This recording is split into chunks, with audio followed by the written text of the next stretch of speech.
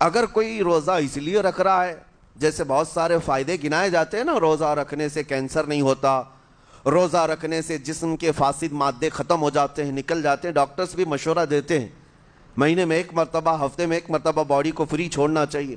تو یہ تو جسمانی فائدے تو رکھے گئے ہیں، لیکن اگر تم روزہ اس نیت سے رکھ رہے ہو کہ میری باڈی صحیح ہوتی رہے، تو گویا کہ تم تو اپنی دنیاوی غرض سے روزہ رکھ رہے تھے.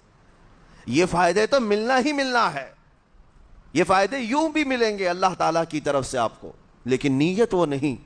روزہ رکھنے کی نیت یہ ہو کہ میرا رب مجھ سے راضی ہو جائے اور مجھے رب تبارک و تعالیٰ کا خوف اور تقوی حاصل ہو جائے.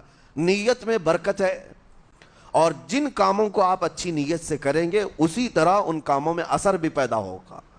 روزہ رکھنے سے پہلے آج نیت یہی کریں کہ مولا تعالیٰ یہ روزہ میرے تمام برے اعمال کے لیے کفارہ ہو جائے، یہ ڈھال بن جائے.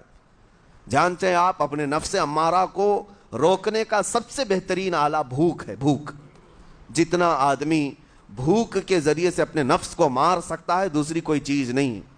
آپ دیکھیں اس رمضان المبارک میں بہت ساری حلال چیزیں آپ کو حرام کر دی گئی ہیں، یعنی سحری سے لے کر افطاری تک. میں یہ نہیں کہہ رہا کہ شراب پینا حرام ہے، نشہ کرنا حرام ہے، وہ تو پوری زندگی بھر حرام ہے. لیکن آپ کو چاول روٹی تو حلال ہے نا، سبزے سیب پھل فروٹ تو حلال ہے، لیکن یہ حلال چیزیں بھی اللہ نے آپ پر حرام رکھی ہیں، روزے کے عالم میں نہیں کھا سکتے. سحری سے لے کر افطار تک یہ حلال لقمے، پانی تو حلال ہے، پاک ہے، لیکن آپ کے لیے روزے کے عالم میں حرام ہے. اسی طرح شادی شدہ مرد اپنی عورت کے ساتھ زندگی بھر کبھی بھی جمع کر سکتا ہے، رات میں سو سکتا ہے، لیکن حالت روزہ میں وہ حلال کام بھی حرام ہے. حلال کام بھی حرام ہے، اپنی عورت سے جمع کرنا حالت روزہ میں کیوں روکا گیا؟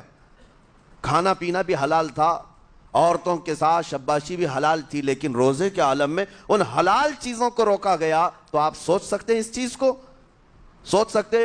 وجہ یہ ہے کہ حلال چیزوں سے آپ کو روک کر بڑے حرام چیزوں سے بچانا مقصود ہے. آج اگر اپنے آپ میں اتنا کنٹرول کر لے جاؤ کہ چند حلال چیزوں سے دن بھر بچ سکتے ہو، انشاءاللہ رمضان کے بعد بڑی حرام چیزوں سے بھی اللہ آپ کو محفوظ رکھے گا.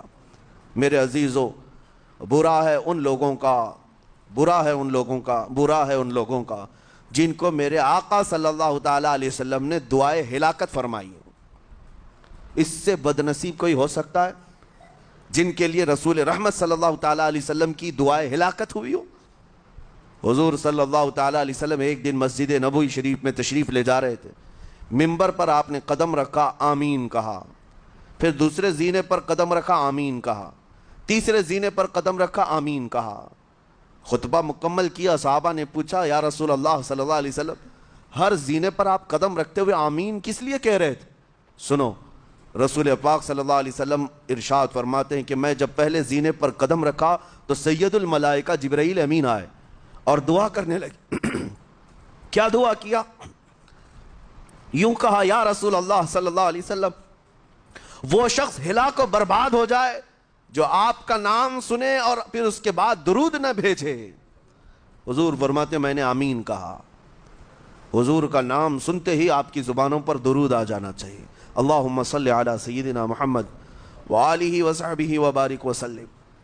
میرے آقا فرماتے ہیں دوسرے زینے پر قدم رکھا تو جبرائیل امین نے یوں کہا، یا رسول اللہ صلی اللہ علیہ وسلم وہ شخص ہلاک و برباد ہو جائے جو زندگی میں اپنے ماں اور باپ میں سے کسی ایک کے بڑھاپے کو پایا اور ان کی خدمت کر کے جنت نہیں حاصل کر سکا بلکہ ان کو ایسے ہی چھوڑے رکھا، ایسا شخص برباد ہو جائے.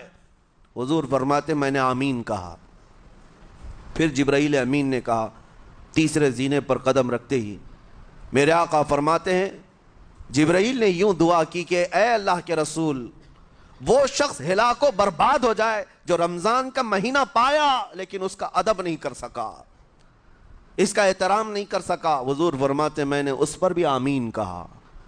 جس کی ہلاکت کے لیے جبرائیل امین دعا کر رہے ہوں اور اس دعا پر سید الانبیاء آمین کہہ رہے ہوں، ایسے شخص کی بربادی کا کیا انجام ہو سکتا ہے؟